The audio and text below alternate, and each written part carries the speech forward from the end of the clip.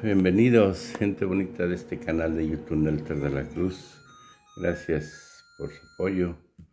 No se les olvide darnos su like, aquí abajo la campanita.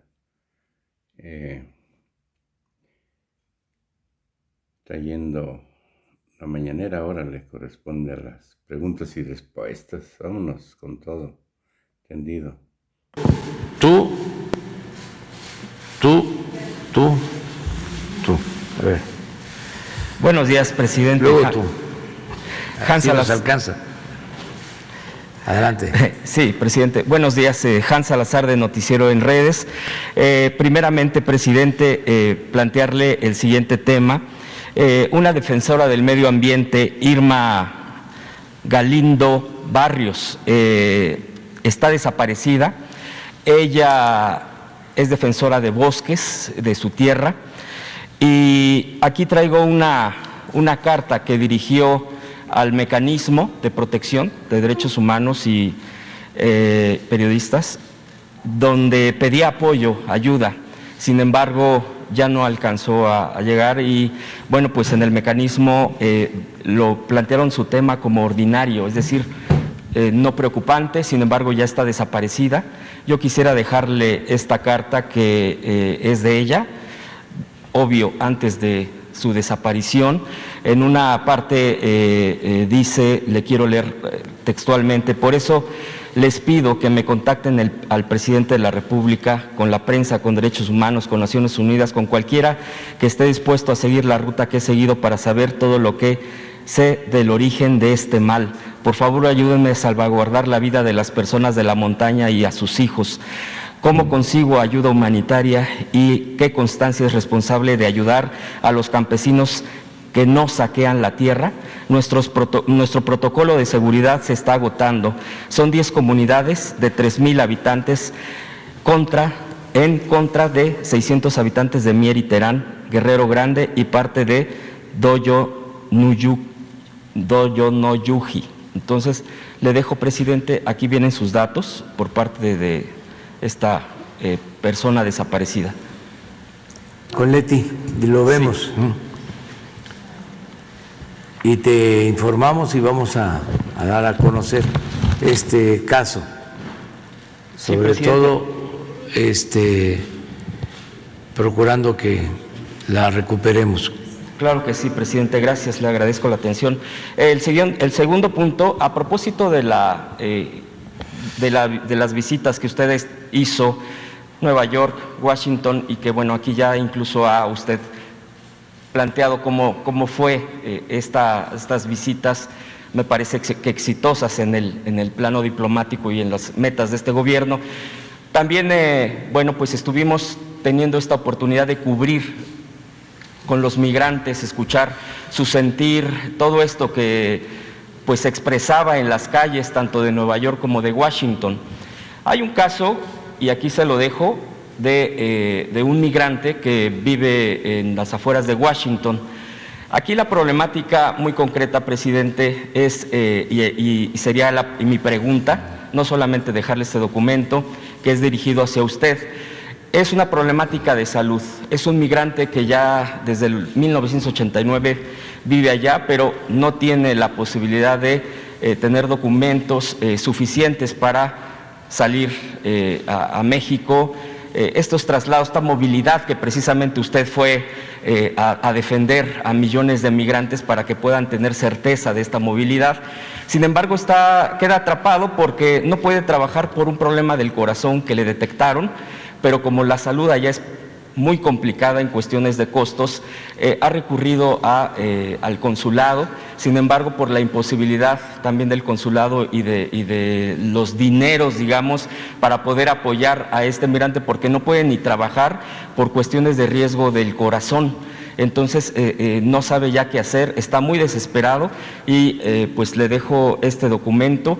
Me parece que en este caso hay mucha gente migrante con situaciones de que no puede trabajar, de que no puede regresar a México para ser atendido y pues queda con estas deudas enormes o la imposibilidad de ser atendidos. Yo le preguntaría, presidente, en estos casos, usted,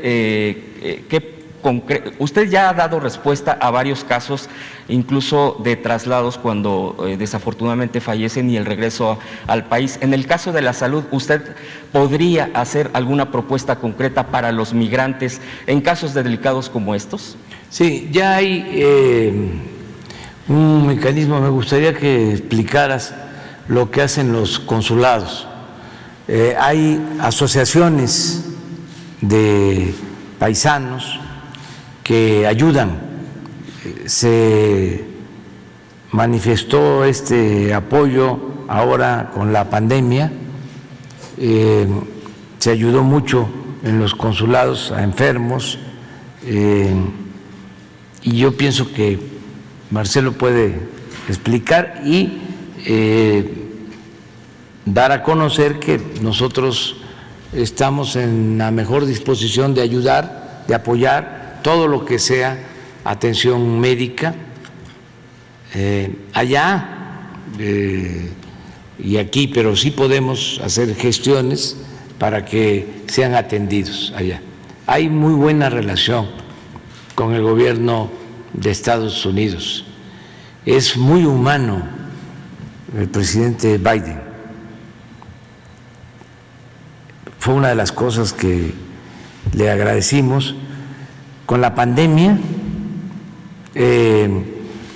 se atendió a los migrantes, independientemente si tenían en regla sus papeles, si ya eran ciudadanos estadounidenses o no, se les atendió por parejo y eso se agradeció mucho, el que se haya vacunado a todos. Sí, de hecho, son de las cosas que se deben de subrayar, que no pasen desapercibidas. De hecho, tuvimos la oportunidad de visitar el consulado en Washington y efectivamente hay un espacio donde se proporciona información del tema de la salud, nada más que en estos casos ya más concretos que rebasan las circunstancias económicas, quizá se pudiera fortalecer la comunicación de estos en específico, con quiénes pueden recurrir estas asociaciones que usted comenta, presidente. Sí. No sé si y ahorita me permite una pregunta sí, última. Y hay un instituto que está dedicado a la atención de migrantes. A ver, Marcelo.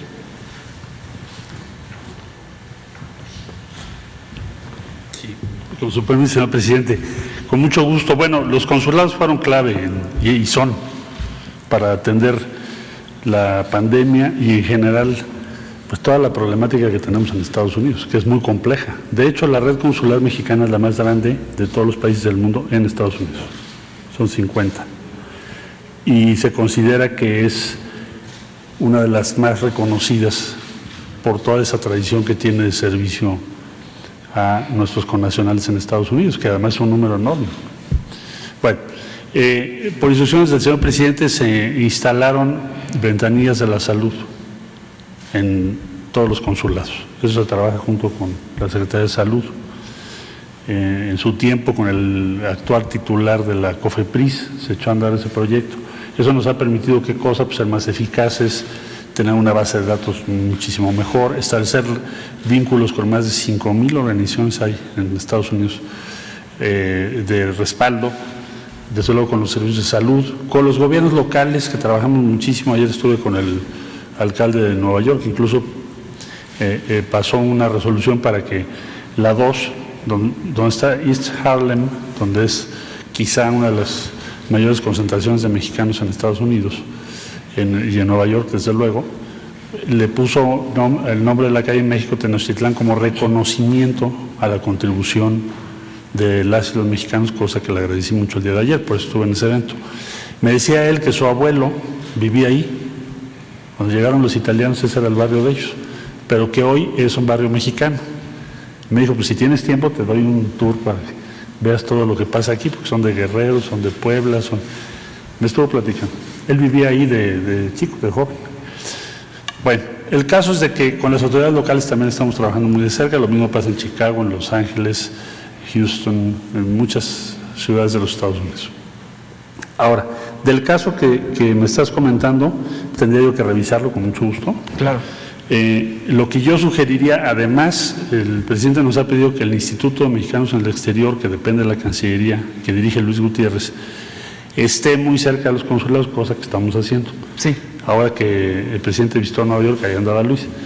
Y también en Washington estuvo. Exactamente. Y él anda recorriendo todos los consulados, pero le voy a comentar esto para que le pongamos especial atención a estos casos y ver, aquí informaremos qué resultado tuvo esta cosa que estás tú gestionando, cómo vamos a responder a ese caso una vez que lo revisemos con todo cuidado. Pero la instrucción es que sí estemos ahí, que sí estén las ventanillas, que haya más consulados móviles y que hagamos cada vez más grandes los equipos de atención que tenemos en Estados Unidos. Esa es la instrucción que tenemos. Gracias, canciller. A ti. Presidente, antes de que esto se lo envían migrantes, se lo dejo con Leti. Con Leti. Y por último, presidente, mi última pregunta sería respecto a lo que se fue publicado el día de ayer en el Diario Oficial sobre las obras, la protección, el blindaje que se le está llamando. Ya hay dos interpretaciones de ello. Uno, que tiene que ver que es el blindaje para proteger de futuras intentos de privatización o de otro uso de lo que usted está empeñado en que sean obras estratégicas para el país. Y hay otra que dice, los críticos, que este es un tema muy autoritario porque no quieren que se sepa la información de los costos, de todas estas cosas que engloban las obras. Y yo le quisiera preguntar, presidente, la razón y que si nos pudiera dar más a fondo qué es lo que lo llevó a esta publicación que se hizo el día de ayer en la tarde. Y gracias, le agradezco. Sí, es un acuerdo para agilizar trámites y que por los trámites burocráticos no se detengan las obras,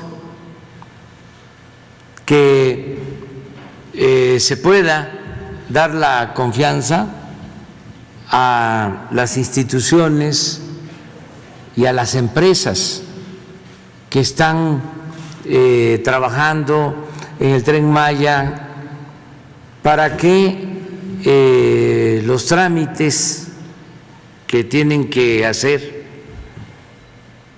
para la realización de las obras sean más expeditos y que se les dé también tiempo para presentar toda la documentación, en el entendido de que las empresas, las dependencias del gobierno federal, pues están regidas por principios de protección al medio ambiente, de justicia, de honestidad, y que se le tienen que dar facilidades y se le tiene que tener confianza a las dependencias. Entonces, eso fue lo del acuerdo. Es un asunto interno entre dependencias, por ejemplo, de que el medio ambiente ayude a comunicaciones y transportes, o ayude a Fonatur en las empresas que están trabajando en el Tren Maya, para que tengan tramo y no se detenga la obra, porque tenemos que avanzar, tenemos que terminar, concluir las obras. Esto no tiene nada que ver con la transparencia. Las secretarías, todos estamos obligados a rendir cuentas. Claro, el boletín de la derecha, que ya hasta da flojera, pues, mencionarlo, del Reforma, pues ya está hablando de que es para no rendir cuentas, para que no haya transparencia.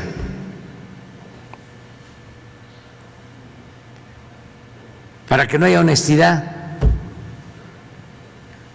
Ellos fueron siempre protectores, cómplices de la corrupción. Nunca dijeron nada cuando Salinas de Gortari, que le ayudó a poner el periódico aquí en la Ciudad de México, se dedicó a entregar bienes del pueblo y de la nación a sus allegados. Guardaron silencio los del Reforma.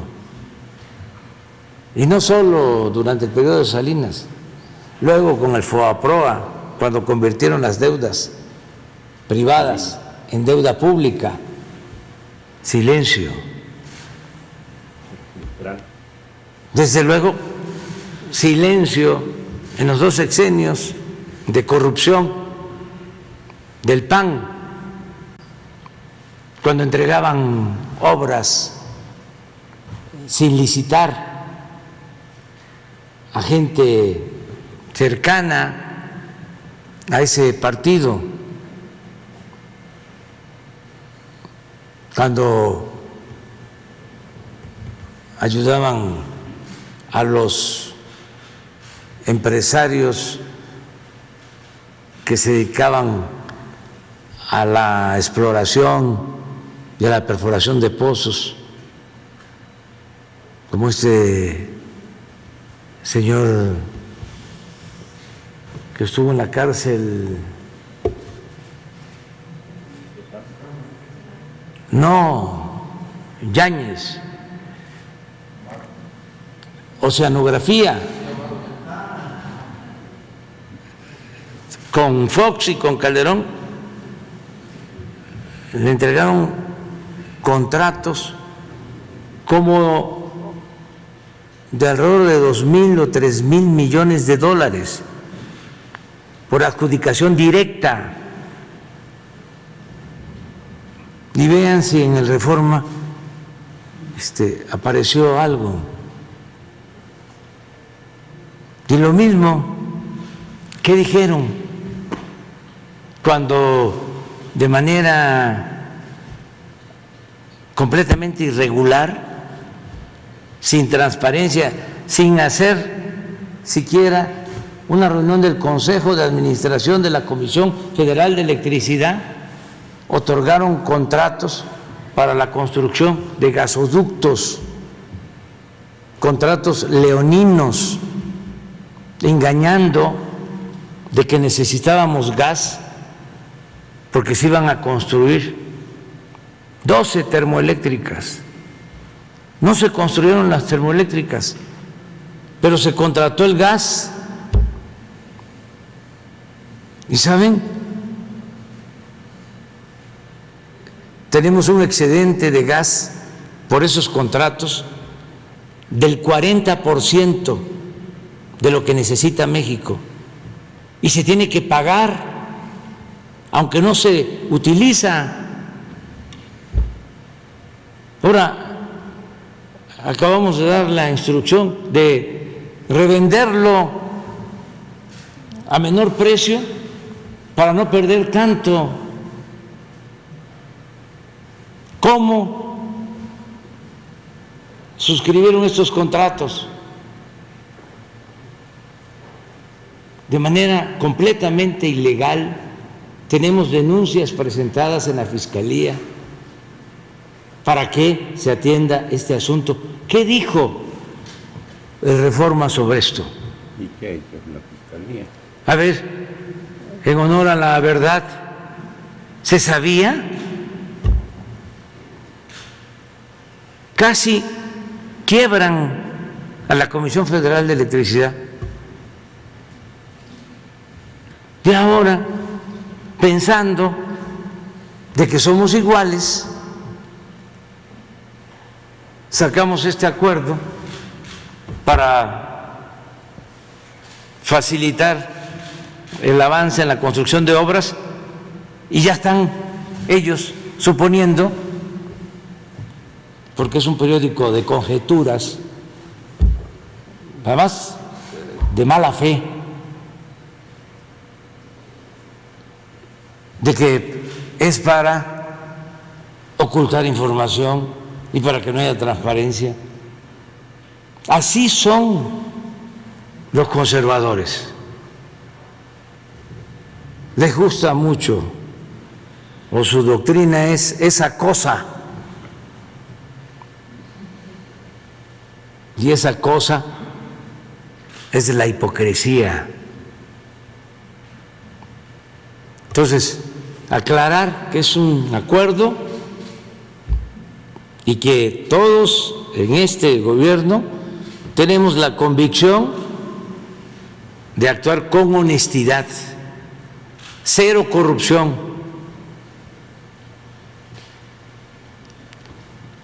Y también cero impunidad.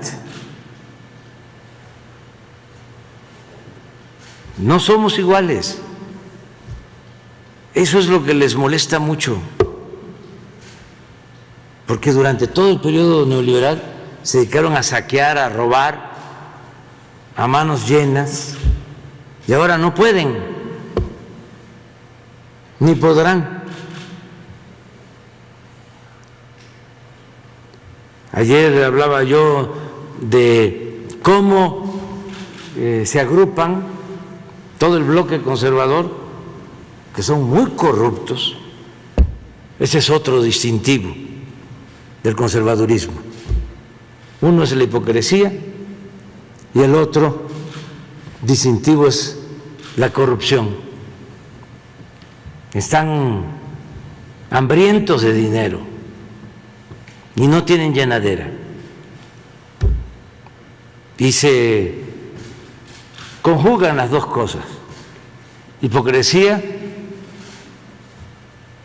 y deshonestidad. Bueno, hablaba yo de cómo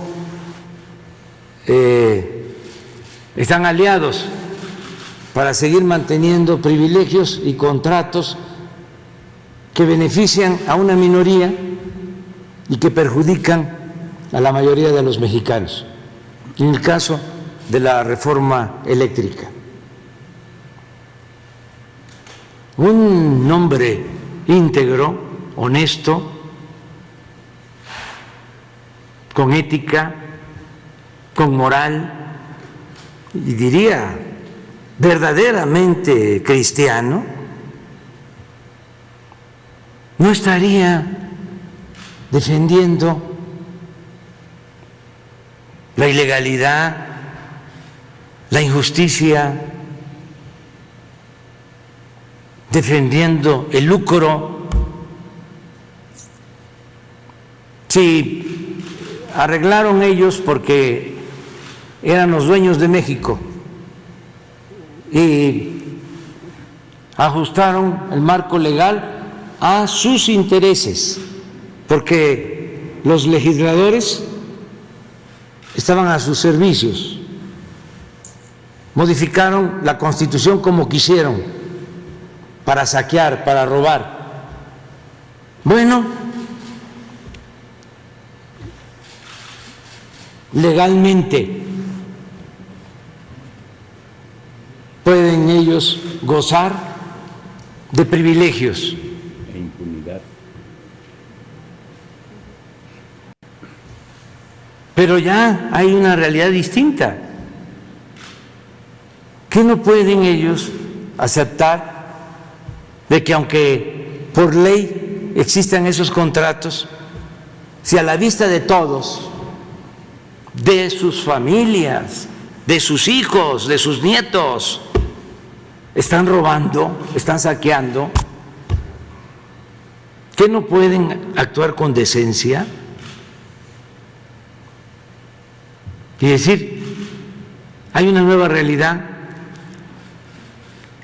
Esos son contratos abusivos en donde yo pago, que soy empresario, que soy comerciante de grandes vuelos, pago menos por la luz que una familia de clase media o que una familia pobre, y eso es una injusticia. Como el señor de Oxxo, y lo voy a seguir diciendo, no se va a poner la mano en el corazón y va a seguir aceptando, nada más porque es legal, de que sus Oxxos están alumbrados siempre como si fuese de día, y la tienda de abarrotes, el señor, la señora, o la señora porque ya falleció su esposo, que de eso mantiene a sus hijos, un tendero pobre, tiene que desconectar sus congeladores para no pagar más luz, porque la cuota o la tarifa que se le cobra a ese abarrotero es mayor que la que se cobra al Oxxo, que son miles en todo el país de una gran empresa, nada más porque el señor del Oxxo financiaba y sigue financiando a políticos que están a su servicio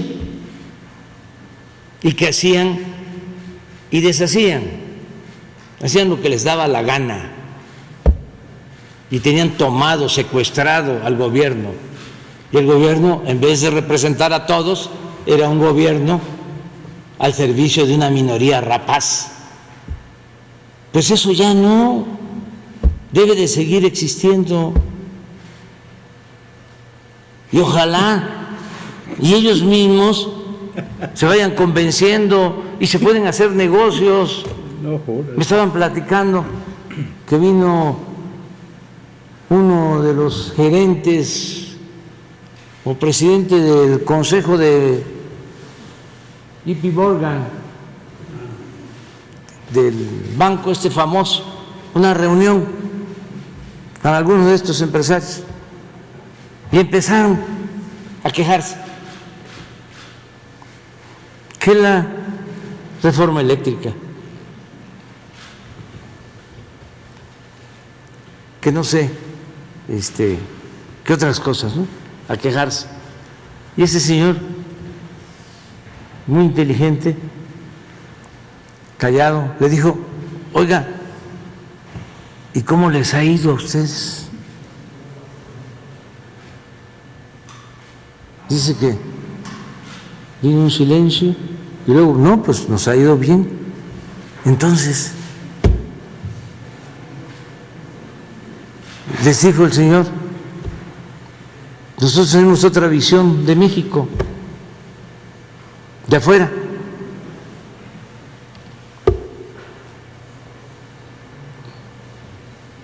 Estamos viendo de que no hay corrupción, estamos viendo de que hay estabilidad económica, financiera, que no hay endeudamiento, que han crecido las reservas de México como nunca.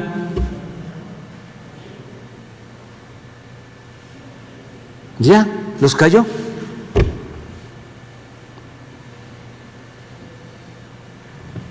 Por eso, contesto esto del acuerdo, ni siquiera es un decreto, es un acuerdo interno para facilitar y que podamos terminar las obras, porque ¿cuántos días nos faltan para terminar el aeropuerto Felipe Ángeles? Pues como 120 días, más o menos. ¿Se imaginan si a Claudio y X González, papá e hijo, porque actúan de manera coordinada y conjunta, junto con el exministro Cosío, se les ocurre que hay que meter un amparo para detener la obra, porque está muy lejos el aeropuerto, porque eso es lo otro que traen, está muy lejos, o que va a hacer mucho ruido, y nos presentan un amparo. Pero cae el amparo en un juzgado, pues de esos en donde si la ensartamos perdemos, y si no la ensartamos también, y pues ya no terminamos. Y en el caso del Tren Maya tenemos que terminar 1.500 kilómetros de vías férreas electrificadas en una buena parte, con trenes, para finales del 2023. ¿Qué quisieran? ¿Que fracasáramos? ¿Que no se concluyera la obra? Lo que quieren. Pues no, tenemos que terminarla. No se me va a olvidar, y también el Reforma en ese entonces, y pueden ir a la hemeroteca, porque yo no digo mentiras, y además tengo pruebas cada vez que hago un señalamiento. Me acuerdo que cuando íbamos a construir los segundos pisos, que era yo jefe de gobierno, hace 20 años, el Reforma una campaña en contra. Bueno, Salinas llegó a decir que se iban a caer.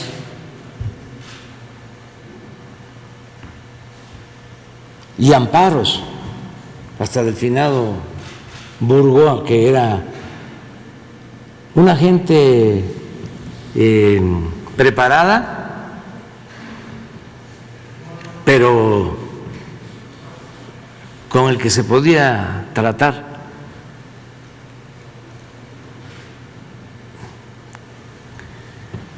Y en ese entonces ganamos el amparo y se construyeron los segundos pisos. Así empezamos, Todo el cártel. pero con una oposición de los mismos, de los conservadores. Más Manifestaciones, no querían, entonces y luego ya estaba como loco. hasta nos copiaron, hasta el presidente de la Corte de ese entonces, que luego en complicidad con Fox quería desaforarme, o me desaforaron, mejor dicho, Azuela. Una vez me dijo que me agradecía porque para ir allá al sur tenía que hacer como una hora, y una vez que se hicieron los segundos pisos ya podía trasladarse en 20 minutos. Entonces ya sabemos cómo actúan, la verdad, con mucho egoísmo y no pensando en el interés general. solo piensan en su conveniencia y no saben de generosidad, no saben de solidaridad, de fraternidad, de amor al prójimo. Están demasiado ensimismados, preocupados por ellos mismos. Y ahora, ¿cómo no les está resultando su oposición conservadora? Porque, como decía Juárez, el triunfo de la reacción es moralmente imposible. Están muy molestos y todo les inconforma, que porque llegué a Washington y me senté con las piernas abiertas. Hombre. No crucé mis piernas. Que me hacía falta pues unas clases de manejo corporal. Se olvidan de que yo vengo de Tepetitán y, como le digo a mis hijos, Tepetitán tiene una gran historia, una gran cultura, mi pueblo. Existía desde antes de que llegaran los españoles. Y era cuando vivir cerca del mar era como vivir cerca del mundo. Y me da mucho orgullo ser de mi pueblo. ¿Cómo todos nos sentimos orgullosos? Bueno, los migrantes, qué orgullo sienten el ser mexicano. Ahora que estuve en Washington, salgo a saludarlos a la ventana, al balcón, y los mariachis. 7, perdón. México lindo y querido. Eso es México, eso somos nosotros. Ese es el pueblo. Y de lo que se pierden los fifís. Pero bueno,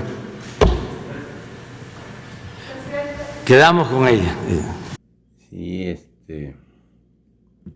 se desquiciaron por completo y más ahora están perdiendo el cártel de los medios con los gobernadores de Morena, que le están cerrando la llave, a excepción de algunos como en Puebla, Morelos, que siguen manteniendo los privilegios de ese cártel.